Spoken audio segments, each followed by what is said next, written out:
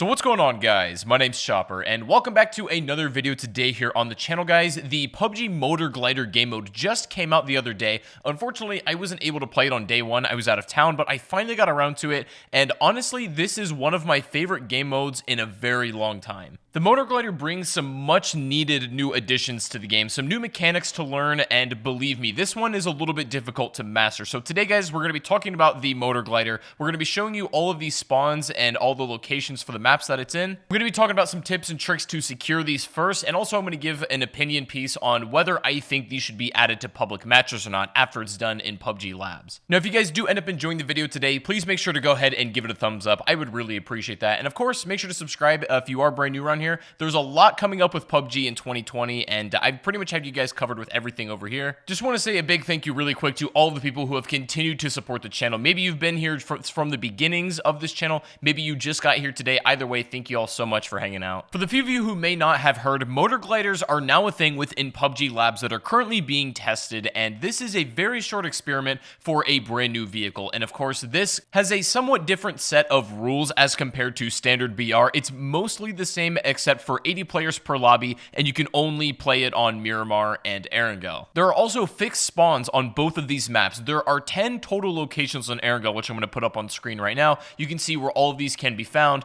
and then here are the ones for Miramar, and you can see that there's actually one more, so that totals 11 on that map. One thing these motor glider locations do have in common with each other is that they're all very close to some kind of long stretch of road, because with this vehicle, it's not as simple as all of the other ones in the game, hopping in, simply hitting the gas and going. The motor glider actually requires you to get in, and then you need to spend a couple of seconds throttling it, and then eventually you pick up enough speed where you can pull up on the glider itself and then get enough pitch to put yourself in the air. Now, I'm going to show you guys my first time attempting to fly the motor glider because it's a little bit more tricky than you might expect. I would say virtually all of us know how to operate all of the vehicles in PUBG and are pretty familiar with all of them, but the motor glider is a different beast, and I'll show you why. The current implementation of the gliders, I would say, are passable at the moment, but they definitely need some improvement, and so this is why I'm glad they decided to test it within PUBG Labs first. It's not perfect by any stretch of the imagination, and I think there's a lot of mechanics about this glider that really need to be reworked, and we'll talk about those in a second. But as you can see here, you're going to see my first time attempting to fly this. As soon as you hop in, you'll notice right away that you can instantly start moving, which in a game like this, if you're under pressure,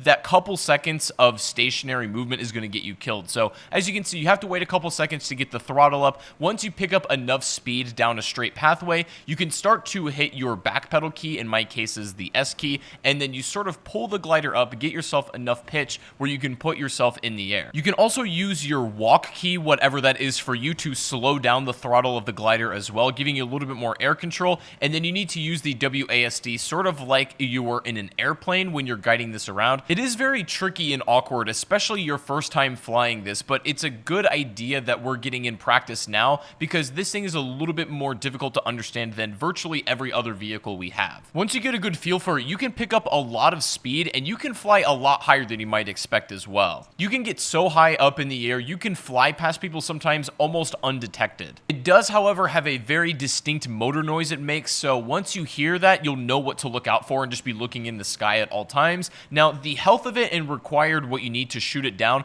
is about the same amount of bullets as a regular motorcycle. However, the difference is there's different hitboxes on this motor glider where if you hit the wings, which is the broadest part of it, it's not going to do nearly as much that if you hit the actual body of the glider itself. These can be refueled with gas cans, but they cannot be repaired at the moment. You can fly these by yourself or have somebody in the back, and yes, for those of you wondering, you can shoot from the back seat and you can seat swap to it. Flybys are fully viable with this motor glider. The difference here is, though, instead of using a car, is you need to adjust your pitch where you can glide for a couple of seconds unmanned in the pilot seat and then be able to shoot from there. But once you get the hang of this, then it really isn't that hard to do so. Of course, it goes without saying that you can be shot directly out of your pilot seat as well, even without the motor glider itself braking. So those are a lot of the specs that you're going to want to know about. Now, I want to discuss some of the problems with the motor glider because it really isn't perfect in its current form, and I think it could be greatly improved. Now, first of all, there is a problem with them being completely set spawns every single game. And whether this is just so we can test it in the labs game mode, and then maybe if it got added to BR, it would be randomized in the future, I think that's a better idea, because with having only 10 or 11 guaranteed spawns of these things,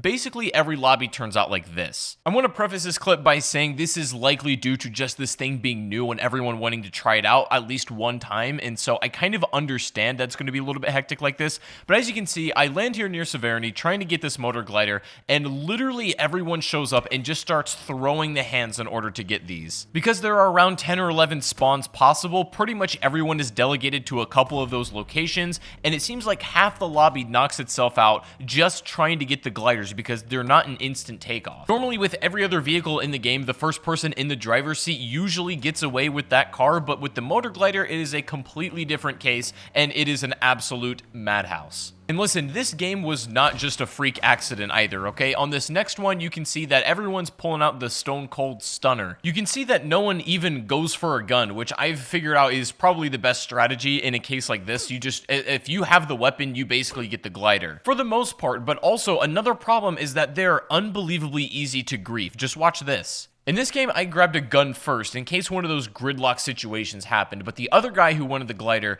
grabs a truck and then absolutely does the rudest thing you could possibly do. Taps it once, completely disables it for the rest of the game, and there's no repair kits for these. There's no way to reinstate them whatsoever. They're way too easy to grief, especially with these like set up spawns. I think in this case, if they want to do these locations that people can find them every single time, maybe a little bit more rarely, you know, maybe there's like only 4 or 5 locations on the map, then potentially vehicle repair kits should be an item I would argue could be added into public games. Either that or these need a drastic change to its health or its like griefing ability that it takes. Another thing I noticed when briefly flying it was it would take quite a lot of damage even just barely scraping it across the ground. If it even touched any surface whatsoever, a chunk of health would be taken off. So I think the motor glider overall is too squishy just as far as its health goes, and if there's no way to repair it or there's no way to anti-grief it, then there needs to be some changes. But other than that, like the mechanics for the most part work spectacularly. Now I want to talk about my opinion on this and if these should be added to public matches. The simple answer for this is yes. I believe fully that these motor gliders should be added to standard public matches, but with a couple of caveats. Now, these add a complete new layer of strategy and a technique that you need to learn, which I think is great. It keeps the game fresh.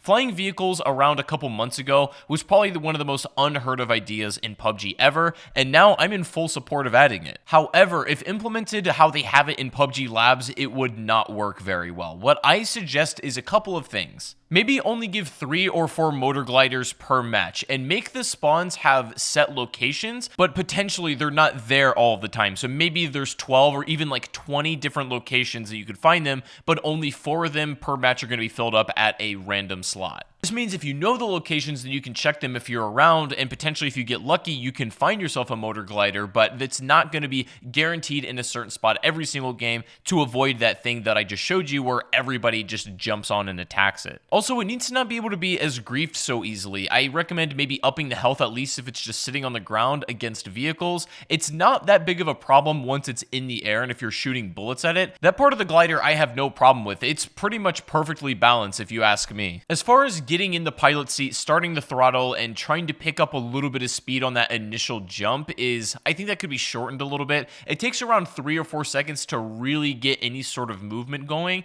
and in that meantime, and especially in a game like this, that is just a kiss of death. I suggest this time maybe be cut slightly shorter. You don't have to get rid of it entirely because there should be some sort of warm-up period for a flying vehicle. I just feel like shortening that initial warm-up, even if it's just very briefly, would be super beneficial for this item. And my final suggestion, if we were to have it in public matches, is to have the vehicle repair kit that's currently in custom games be a counterpart to this item. Now, I think the vehicle repair kit would be beneficial for all the vehicles and not just the motor glider, but having this kit would add another layer of strategy and forethought that you have to plan out, you know, and not even just with your vehicles, but how you manage your inventory and everything. And I just feel like it could add a lot to it. But generally speaking, the motor glider implementation is pretty great, and it's a fascinating idea for this game. having a flying vehicle is probably the scariest thing we could have brought up around a year ago, like for suggestions. They've done it, they've pulled it off, and it's not overpowered or broken. And I think that's one of the biggest feats that we can give them credit for. And if you haven't tried it out for yourself, I recommend you go do. It's only going to be around for around another day, I'm pretty sure. After that period is up, we're going to probably wait a little bit before we hear final results on what they plan to do with the motor glider. But I feel like if the response to this is positive enough, then it has a very good shot at being added to the full build of the game. So let me know in the comment section, guys, what you think about this being added to public matches. If you've already played with the motor glider, let me know what your opinions are. What would you change about it, and how do you think about its current implementation? If you have any suggestions, I would love to hear about it in the comment section down below. PUBG will probably also be taking all of these into account, so make sure you comment what you really think. But if you guys did end up enjoying the video today, please make sure to go ahead, drop it a thumbs up, subscribe if you are brand new to the channel, and also, guys, I'm streaming right now over on Twitch. That's where my live streams are going to be from here on out, so if you haven't already followed me over there, make sure to do that, and I'll see you guys there for the streams. But I want to thank you guys for watching once again. Have a great rest of your day, and have happy holidays if I don't see you till then. But anyways, I gotta go. Take it easy, guys, and peace out.